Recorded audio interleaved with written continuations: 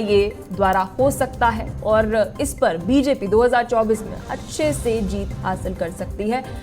आज इसी मुद्दे पर करेंगे चर्चा। मेहमान हमारे साथ जुड़ चुके हैं। परिचय आपको करा दें, कुंवर सिंह निषाद हमारे साथ कांग्रेस प्रवक्ता हैं, डॉक्टर अवधेश उपाध्याय बीजेपी नेता, मनीष कुमार गुप्ता हमारे साथ पॉलिटिकल एक्सपर्ट है, दीपक रंजन हमारे साथ सपा प्रवक्ता जुड़ चुके हैं। बहुत बहुत शुक्रिया आप चारों का अपना कीमती समय देने के लिए।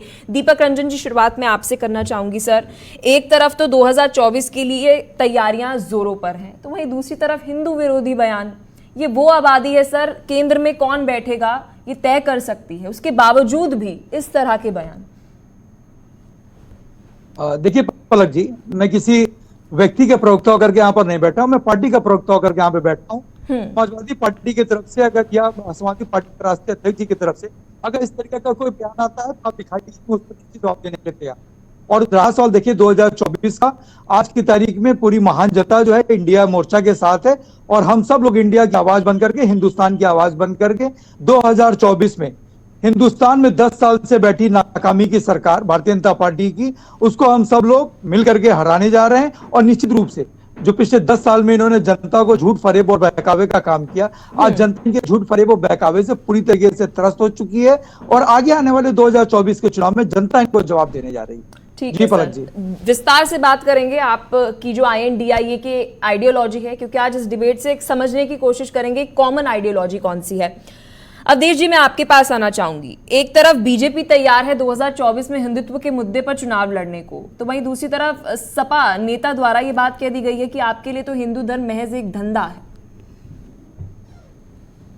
देखिए पलक जी, भारतीय जनता पार्टी को ऐसे मुद्दों से ना जोड़ा जाए तो सही रहेगा, क्योंकि जो भाजपा की सरकार इस समय हमारे देश में है वो राष्ट्रवादी सरकार है, देश के विकास के लिए समर्पित सरकार है और देश की 130 करोड़ जनता जो है उसके कल्याण के लिए समर्पित सरकार है। ये जात पात, ऊंच नीच और परिवारवाद की राजनीति नहीं करती। आपने देखा होगा किस तरह से 2014 से अब तक देश का विकास हुआ है, देश के गरीब लोगों का कल्याण हुआ है। और जो पहली सरकारें थी किस तरह का विकास कर रही थी, किस तरह से अपने परिवारवाद का विकास कर रही थी, किस तरह से अपने घर को भर रही थी, किस तरह से अपनी जेबों को भर रही थी, वो भी आपने देखा। तो देखिए, जात पात से, धर्म से भाजपा को जोड़ना गलत है। आप देख रहे हैं किस तरह से कौन लोग इस समय धर्म की राजनीति कर रहे हैं, तुष्टिकरण की राजनीति पर करने में तुले हुए हैं। हिंदू विरोधी बयान कौन दे रहा है आज की तारीख में? सनातन विरोधी बयान कौन दे रहा है आज की तारीख में? क्या भाजपा का कोई आपने बड़ा नेता देखा है कि किसी विशेष वर्ग के लिए कोई विवादित बयान दिया है किसी ने? ठीक है सर, विस्तार से चर्चा करेंगे इस पे। कुंवर सिंह निषाद जी, सर एक तरफ बीजेपी की रणनीति 2024 को लेकर सबका साथ सबका विकास, अगर आपने हाल फिलहाल में एक तस्वीर देखी हो प्रधानमंत्री नरेंद्र मोदी द्वारा, साथ ही अगर मैं बात करूं कि CM योगी आदित्यनाथ द्वारा, हर एक धर्म को कॉन्फिडेंस में लेने की कोशिश की जा रही है। क्योंकि आप वो so called pro Hindu BJP को दिखाते हैं, लेकिन मैं पिछले एक हफ्ते को ही उठा लूं तो बीजेपी द्वारा कोशिश की जा रही है कि सबका साथ सबका विकास, ईसाई धर्म के साथ भी है, सिख धर्म के साथ भी है, मुस्लिमों के साथ भी है, फारसी के साथ भी है, हिंदुओं के साथ भी है। तो वहीं दूसरी तरफ कांग्रेस और कांग्रेस के घटक दल, INDIA अलायंस के घटक दल इस वक्त हिंदू विरोधी बयान दे रहे हैं। सर, आइडियोलॉजी क्या है आपकी? जी कुंवर जी। पलक जी, आपने बड़ी अच्छी बात कही है। मोदी जी देश के प्रधानमंत्री हैं तो वो केवल एक बिरादरी या एक धर्म के प्रधानमंत्री नहीं है, वो सभी धर्मों के, सभी मजहब, सभी संप्रदाय के प्रधानमंत्री हैं, सभी जातियों के प्रधानमंत्री हैं और भारत की 140 करोड़ जनता के प्रधानमंत्री हैं। लेकिन दिक्कत तब होती है जब प्रधानमंत्री की नाक के नीचे उनका एक सांसद खड़ा होकर एक धर्म विशेष के ऊपर बड़ी अमर्यादित टिप्पणी करता है और पूरी की पूरी भारतीय जनता पार्टी उसके साथ खड़ी हो जाती है।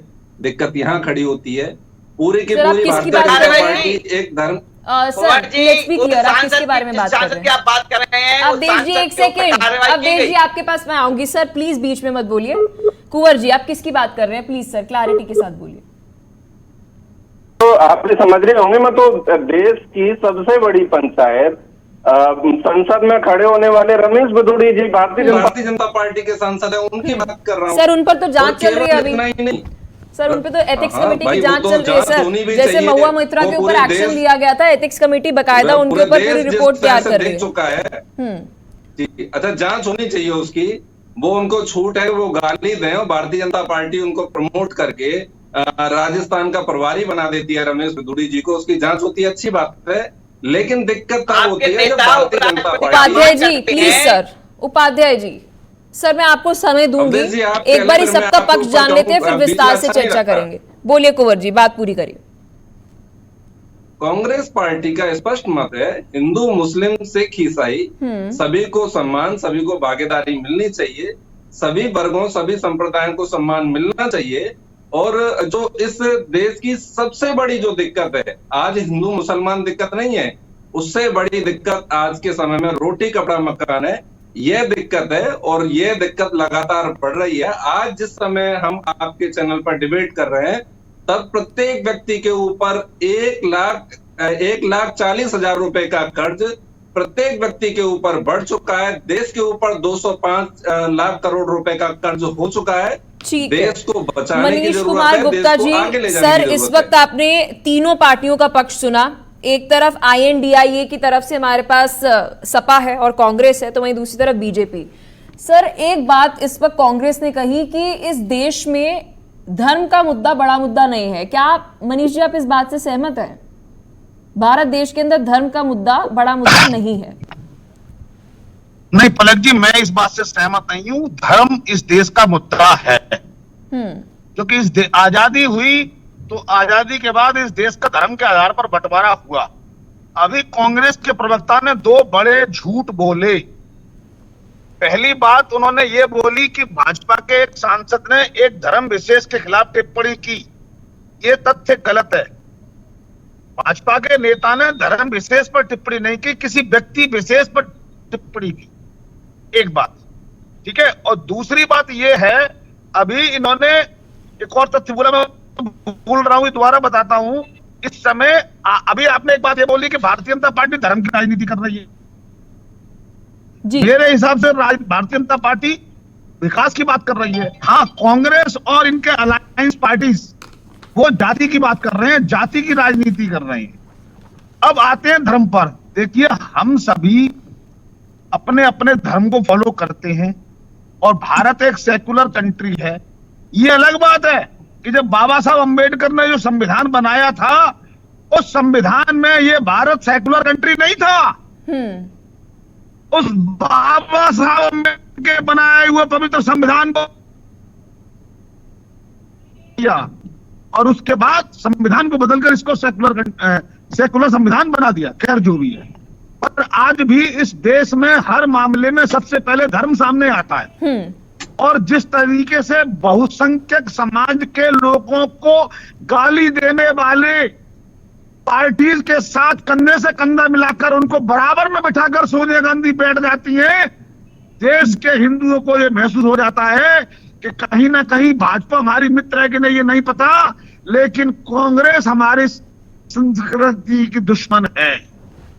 दीपक रंजन जी, है क्या मनीष जी की बात के ऊपर आप ये बात कुछ रखना चाहेंगे? क्योंकि इस वक्त आप वोटर्स को ये संदेश दे रहे हैं। मनीष जी आपके पास आ रही हूँ सर, आ रही हूँ। दीपक जी क्या कहना चाहेंगे? इस वक्त आप देश को ये संदेश दे रहे हैं कि आप उनके दोस्त नहीं है और आप एक विकल्प नहीं है। जब आप उनके विरोध में हैं तो आप एक विकल्प नहीं है, और बचा क्या एकमात्र विकल्प? बीजेपी। ये अपने पैर पर खुद कुल्हाड़ी मारने जैसा है। जी दीपक जी। पलक जी मुझे विदाउट इंटरप्शन 1 मिनट दीजिएगा। बिल्कुल सर, बिल्कुल सर। देखिए, धर्म जो है, मनीष भाई ने और अवधेश भाई ने और सबने बड़ी सारी बातें कही। मेरी समझ से धर्म जो निभाने की चीज है, धर्म भुनाने की चीज नहीं है। और भारतीय जनता पार्टी के लोग हर प्लेटफॉर्म पे सिर्फ जो है धर्म भुनाने का काम करते हैं, और इंडिया मोर्चा के लोग धर्म भुनाने का काम नहीं करते हैं। और देखिए, अगर आपके कर्म अच्छे होंगे ना, तो ऊपर वाला भी जो है, अगर आपके कर्म अच्छे होंगे तो धर्म अपना। लेकिन भारतीय जनता पार्टी पिछले 10 साल से तो जगह जगह हर रेलवे स्टेशन तो मजार कैसे बन गई भाई? मैंने कहा कि मनीष गुप्ता जी आपसे जवाब लेती हूं। दीपक जी आप सुन लीजिए बात, फिर आप जवाब दीजिए। अरे मनीष गुप्ता जी, सुनना सीखो, सुनना सीखो, आप सुनना सीखो। और सुनने की मैंने पलक जी, मैंने जब आपका समय तुष्टीकरण की नीति आप भारतीय जनता पार्टी आप भारतीय जनता पार्टी के आप भारतीय जनता पार्टी के प्रवक्ता और इस्लाम को बोलने नहीं दूंगा ठीक है, बोलने नहीं ठीक है दूंगा मनीष जी, आपकी बात तरीका सुनिए नहीं जवाब। बैठेगा। दीपक जी, अभी इस वक्त मनीष जी का ये कहना है कि अगर आप हमारे धर्म मनीष जी का बीच में क्या सम्मान बोल रहे करते हैं? हैं मनीष जी बीच में और क्या कर्म बोल रहे की हैं? बात कर रहे हैं तो दूसरे के धर्म भारतीय जनता का पार्टी के सम्मान प्रवक्ता कर रहे हैं। भारतीय जनता पार्टी के प्रवक्ता ठीक है नहीं मनीष जी, है मुझे मजबूरन ये सर भारतीय जनता पार्टी का प्रवक्ता प्लीज बना हुआ है। सर। इनके कर्म अच्छे हैं, कांग्रेस इसी कर्म नहीं अभी। अरे चलो अभी भारतीय जनता पार्टी डूबने वाली थी 2024 में, जिसका प्रवक्ता बन करके आप बैठे हुए यहाँ पे। ठीक है। आप राजनीतिक विश्लेषक अरे वो ऐसे पता बात लगा करिए तो आपकी बात सुनेंगे, अब पता चलेगा। 24 में देखिएगा, इस देश को ऊपर रखना चाहिए, 24 इस में देश को ऊपर डूबिएगा। रखना चाहिए। और आप जो व्यक्ति हमारे धर्म को गाली देता है वो आपके साथ खड़ा है। जो व्यक्ति हमारे हिंदुओं को यूपी बिहारी वालों को गाली देता है वो हमारे साथ खड़ा है। अरे इतना अत्याचार तो कोई नहीं करता। ठीक है, मेरी रिक्वेस्ट है प्लीज आप मनीष जी को म्यूट करिए। मनीष जी सर 3 बार टोकने के बावजूद भी आप नहीं चुप हो रहे सर, मुझे आपको प्लीज मजबूरन म्यूट करना पड़ेगा। ठीक है दीपक जी, देखिए अब आपसे सवाल तो पूछे जाएंगे, अब इसमें सर बुरा मारने की जरूरत नहीं है क्योंकि आप जब हिंदुओं के लिए कुछ कहेंगे, INDI अलायंस के मैं सभी दलों की बात कर रही हूं, फिर आप हिंदुओं के लिए बोल रहे हैं, DMK से शुरुआत आती है, फिर आप यूपी बिहार के लोगों के लिए कह रहे हैं, फिर उसके बाद एक बार फिर आप हिंदुओं के लिए बोल रहे हैं। सर देखिए, जब आप इस तरीके के बयान दे रहे हो और आप मेरी डिबेट में आके ये बात कह रहे हैं कि अपने कर्म अच्छे रखिए, सर हमारे कर्म ये तो नहीं सिखाते कि आप दूसरे धर्म को लेकर इस तरीके से पत्थर मार रहे हैं। एक जाति धर्म के लिए एक हम कह रहे हैं कि किसी क्षेत्र के लोगों के लिए इस तरीके की टिप्पणी कर रहे हैं। पलक जी मेरी बात आने दीजिए। अभी हमारे भाई जो है कुंवर सिंह जी ने कहा, अभी इन्होंने रमेश भिदोड़ी जी का इन्होंने व्याख्यान किया। रमेश भिदोड़ी जी ने आतंक और जात से जोड़ करके किसी को गाली देने का काम किया था या नहीं किया था? अभी उन्होंने कहा उन्होंने व्यक्ति को गाली दी, किन शब्दों का उन्होंने इस्तेमाल किया मैं आपके सम्मानित चैनल पे उन शब्दों का इस्तेमाल भी नहीं करना चाहता। और अगर दीपक जी मैं यहाँ पर किसी भी तरीके से रमेश भिदोड़ी जी का बचाव नहीं कर रही सर, बट आप मुझे सर आप क्या मुझे ये हवाला दे रहे हैं कि देखिए उन्होंने किया तो मैडम हमने भी किया तो क्या हो गया? क्या आप ये कह रहे हैं सर? मैं बिल्कुल हवाला नहीं दे रहा, मेरी बात तो पूरी फिनिश हो जाने ठीक है सर, फिर रमेश भिदोड़ी जी की बात हो गई और उस पर एथिक्स कमेटी की जांच चल रही है। अभी आप अपनी पार्टी के नेता के बारे में बताइए सर। उन नेता की बेटी किसकी पार्टी में है? सांसद 2 बार से कैसे है वो? सर इस वक्त जो हिंदू विरोधी बयान दिया गया है सर, अरे उस पर जस्टिफिकेशन दीजिए सर।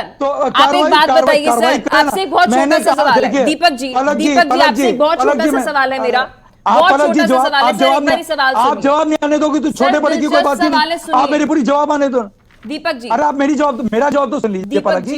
आप इतनी सेंसिबल जर्नलिस्ट होने के बाद आप दूसरे को मौका नहीं दे रहे हैं। वहां पे सदन में भी अखिलेश जी को बुरा लगा था, यूपी के लिए बयान दिया गया था, अखिलेश जी को बुरा लगा था, उन्होंने बोला था इस तरीके से उत्तर प्रदेश के बारे में आप नहीं बोल सकते यूपी बिहार के लोगों के लिए। ये बात अखिलेश जी ने बोली थी, ठेस पहुंची आपको भी, सर क्या भी हिंदुओं को ठेस नहीं पहुंची होगी? पलक जी बात यूपी और बिहार की नहीं, बात पूरे महान देश की है। जिस तरीके से यूपी हिंदुस्तान का हिस्सा है उसी तरीके से आपका बिहार भी हिंदुस्तान का हिस्सा है, और मैं समझता हूं मणिपुर भी हिंदुस्तान का हिस्सा है। मणिपुर आपके हिंदुस्तान का सम्मानित राज्य है या नहीं है? क्यों पलक जी आपने भारतीय जनता पार्टी के लोगों से पूछा कि मणिपुर तो जलने के लिए छोड़ दिया इन्होंने? सर आप समझ नहीं रहे हैं सर, मैं यूपी बिहार के लिए जब उनके लिए बात कही जा रही है डीएमके द्वारा कि तो टॉयलेट साफ करते हैं सर, तो आपको कैसा महसूस हुआ? आप यूपी के रहने वाले हैं सर, आपको कैसा महसूस हुआ? अरे पलक जी मैंने तो कहा था ना कि जब मेरे राष्ट्रीय अध्यक्ष ने आपत्ति दर्ज करा दी, और मैं तो कह रहा हूं कि सिर्फ उत्तर प्रदेश और बिहार ही नहीं, इंटायर हिंदुस्तान के सभी राज्य हमारे देश का अभिन्न अंग है। और जिस तरीके से लोगों ने टिप्पणी की उत्तर प्रदेश और बिहार के लिए, निश्चित रूप से निंदनीय में निंदा करना चाहिए। मनीष जी बोलिए मनीष जी। मनीष जी आप तक आवाज पहुंच यही चाहती है कि इस तरीके से साउथ का इज्जत हो, नॉर्थ इंडिया के प्रदेश बदनाम हो, ये इनकी। नॉर्थ ईस्ट मणिपुर के बारे में भी कुछ बोल दो मनीष भाई, नॉर्थ ईस्ट के बारे में भी बोल दीजिए। सुनिए नेता जी, मणिपुर में अभी एक कार्यक्रम हुआ जिसमें उग्रवादियों ने अपने हथियार। अरे क्या बात कर रहे हो? मणिपुर आज भी चल रहा है, मणिपुर की बात कर रहे हो। कोशिश करते हैं सर, आपकी कनेक्टिविटी इशू आ रही है इस वक्त, आप डिफेंड कर रहे हो। आप उपाध्याय जी क्या कहना हिंदुस्तान चाहेंगे? क्योंकि इस वक्त स्थिति कुछ इस तरीके की बनी हुई है देश में कि एक पार्टी मुस्लिमों को लेकर कुछ कह रही है, दूसरी पार्टी हिंदुओं को लेकर कुछ कह रही है। क्या पॉलिसीज के ऊपर बात करने की, नीतियों पर, विकास पर बात करने की जरूरत नहीं है? अब सिर्फ हम धर्म के ऊपर चर्चा करते हैं। देखिए पलक जी, जो आप बात कर रहे हैं कि हिंदू की बात कर रहे हैं, दूसरे धर्म की बात कर रहे हैं, ये कौन कर रहा है? भारतीय जनता पार्टी तो कर नहीं रही है। भारतीय जनता पार्टी का संकल्प है सबका साथ सबका विकास, सबको साथ में लेकर के अपने भारत को आत्मनिर्भर बनाने के लिए, विश्व गुरु बनाने के लिए कार्यरत है। आप देखिए ना, जो महंगाई दर है आज की तारीख में पूरे विश्व पटल पर 4.8% हमारे भारत की है, सबसे कम। और विकास दर जो भारत की है वो सबसे हाई है पूरे विश्व में। लेकिन उपाध्याय जी, आप देखिए सवाल तो पूछे जाएंगे। आप कह रहे हैं कि सपा की तरफ से जो बयान दिया गया, स्वामी प्रसाद मौर्य ने जो बयान दिया वो गलत था, हिंदुओं के लिए ऐसी बात नहीं कह सकते। तो क्या बितुल जी को कार्ड मिला हुआ है बीजेपी की तरफ से, हिंदुओं के लिए कुछ भी कह सकते हैं? मैं बोल रहा हूँ, मैं आपके बीच में नहीं बोला था, आप सुनिए थोड़ी बात मेरी और महोदय की बात हो रही है। देखिए, भारतीय जनता पार्टी देश की 130 करोड़ की जनता को सुरक्षा सुविधा देने के लिए प्रतिबद्ध है। पलक जी, हम हिंदू मुस्लिम की राजनीति नहीं करते। आप देखिए, केंद्र सरकार की यदि कोई योजना आती है तो सभी धर्मों में, सभी जाति पंथों में बराबर मात्रा में दी जाती है। ये पक्षपात नहीं किया जाता, ये विशेष वर्ग का तो इसको ज्यादा दी जाए और ये अलग धर्म का तो कम दी जाए। इस तरह के उत्तर प्रदेश में समाजवादी पार्टी की सरकार थी, आपने देखा होगा किस तरह के हजार 2 करोड़ रुपए लगाकर वो यूपी की जनता का टैक्स तो पैसा था, वो उसे कहते हैं धर्म की राजनीति। राजनीति नहीं करते। ठीक है, आप चारों हमारे साथ जुड़े रहिए, विस्तार से इस मुद्दे पर चर्चा करेंगे, क्योंकि 2024 जैसे जैसे नजदीक आ रहे हैं, विकास के मुद्दों से ज्यादा धर्म के मुद्दे उठते हुए नजर आ रहे हैं। विस्तार से इसी मुद्दे पर कर रहे हैं चर्चा। फिलहाल के लिए वक्त हो चला है छोटे से ब्रेक का।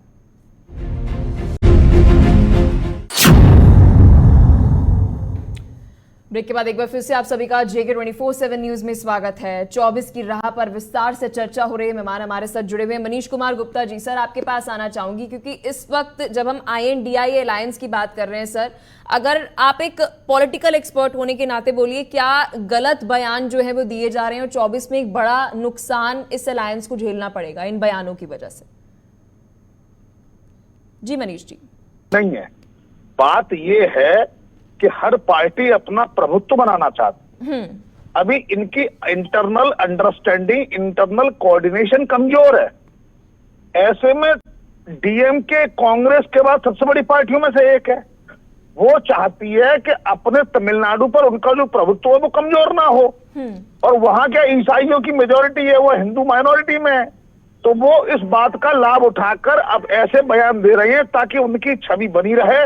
और अन्ना DMK अगर बीजेपी से टाई अप कर लेती है तो अन्ना DMK को क्रिश्चियंस के वोट ना मिले, इसके वोट ना मिले।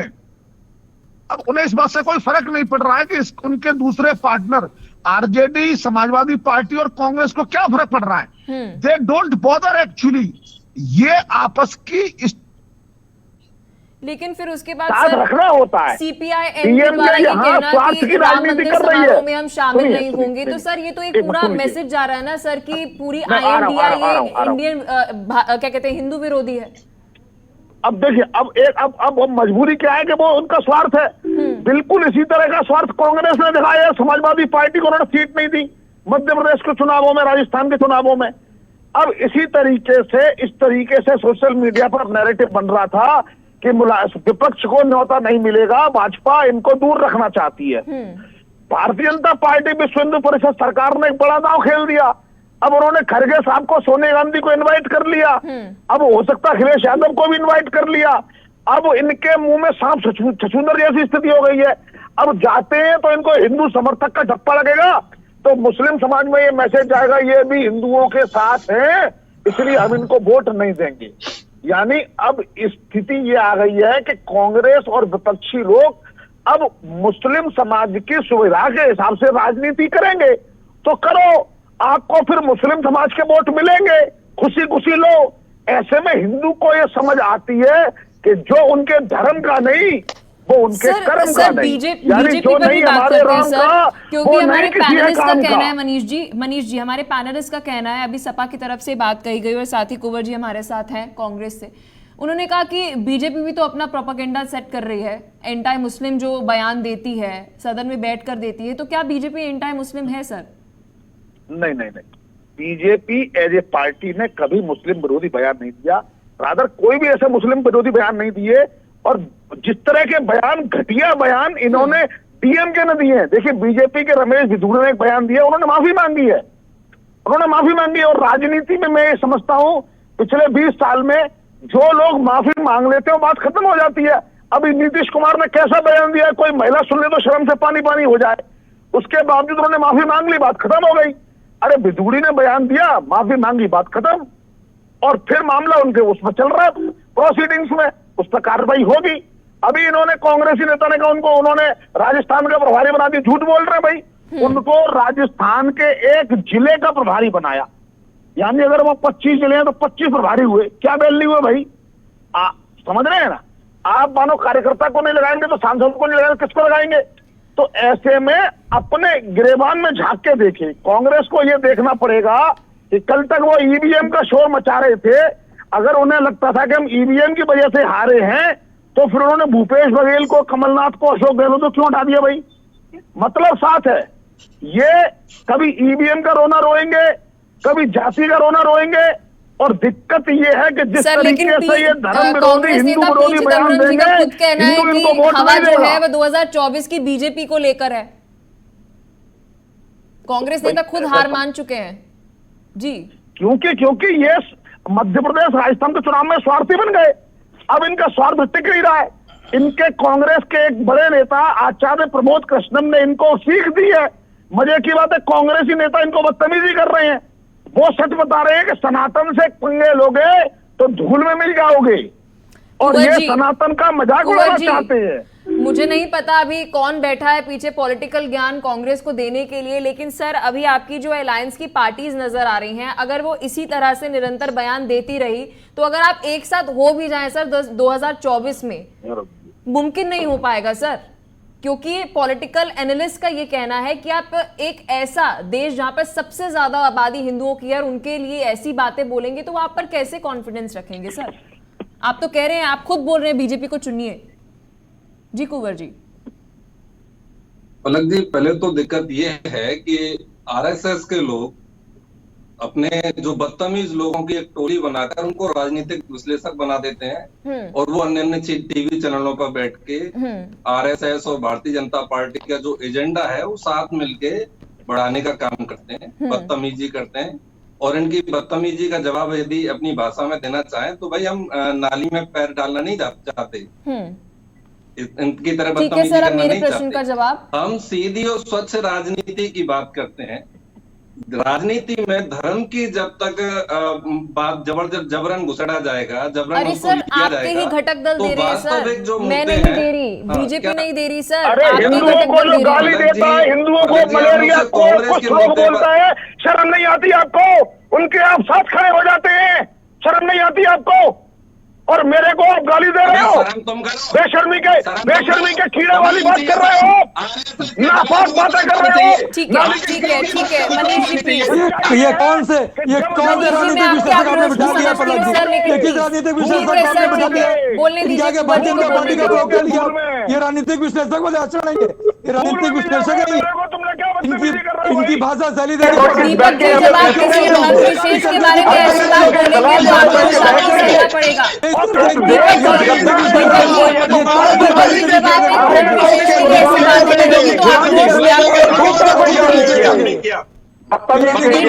प्लीज मनीष जी, दीपक जी को म्यूट करिए, कुंवर जी को प्लीज, मेरी टीम से रिक्वेस्ट है। बोलिए कुंवर जी, बात करिए। कुंवर जी बात पूरी करिए, म्यूट करवा दिया, बोलिए। पलक जी, बात यह होनी चाहिए कि राजनीति में और विशेष तरह की जिस तरह की सरकार चलती है, व्यवस्था चलती है, और लोकतांत्रिक देश है भारत, बाबा साहब का बनाया हुआ यह संविधान है, और उस बाबा साहब के संविधान ने सभी को बराबरी का दर्जा दिया। हम तो कहते हैं भाई सबको सम्मान मिलना चाहिए। देखिए, कल ही टीएमसी पे हम बहस कर रहे थे और टीएमसी के सांसद ने कहा कि फ्रीडम ऑफ स्पीच है, फ्रीडम ऑफ एक्सप्रेशन है, वह कुछ भी कह सकते हैं। सर, फ्रीडम ऑफ एक्सप्रेशन है, इसका मतलब ये नहीं है यहाँ पर बैठी एंकर आपको गाली बक दे। एक रेड लाइन है जो मैं क्रॉस नहीं कर सकती। बहुत अच्छी बात कही आपने।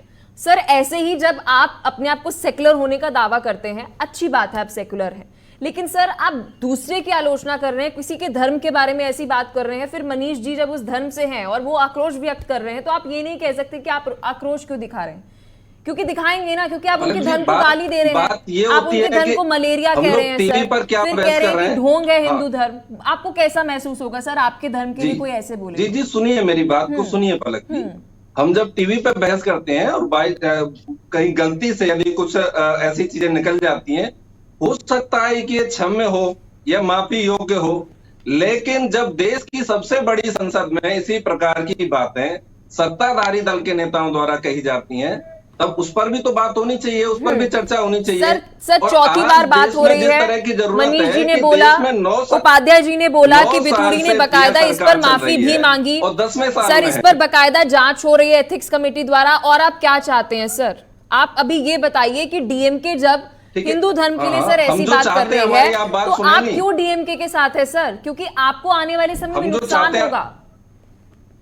ये बात तो डीएमके को पूछिए, और डीएमके ने क्या दिक्कत सर वाली आपकी बात अलायंस पार्टी है सर, आप क्यों उसके साथ? अब बड़े भाई है ना, बिग ब्रदर कांग्रेस। प्रवक्ता नहीं हूँ कांग्रेस बिग ब्रदर। पलक जी, मैं कांग्रेस का प्रवक्ता हूँ, मैं कांग्रेस सर बिग ब्रदर स्पष्टीकरण दे सकता हूँ। Big brother Congress. जिस दिन इंडिया अलायंस का कोई प्रवक्ता होगा, वो अधिकृत प्रवक्ता वो बताएगा आपको। मैं अपनी पार्टी की आपके पास जवाब नहीं है, इसलिए आप बोल रहे हैं, क्योंकि अभी भी आपने बयान देने के बाद भी सर डीएमके को बुलाया। सुनना चाहेंगे पलक जी, आप सुनना चाहेंगे मेरे पास जवाब? सर मैं चाहती हूँ आप बताइए कि आप डीएमके के साथ अभी भी क्यों हैं? प्लीज। मैं वही बता रहा हूँ कि हम लोग क्या चाहते हैं। हम लोग चाहते हैं कि इस देश में जो जीएसटी लगी, उसका क्या लाभ इस देश के लोगों को हुआ, इस पर सरकार जवाब दे। हम चाहते हैं कि सरकार ने 2 करोड़ रोजगार प्रतिवर्ष देने का वादा किया था, सरकार ने उसमें कितनी बढ़ोतरी की, उस पर सरकार जवाब दे। हम चाहते हैं कि सरकार ने महंगाई कम करने का वादा किया था, सरकार इस पर जवाब दे।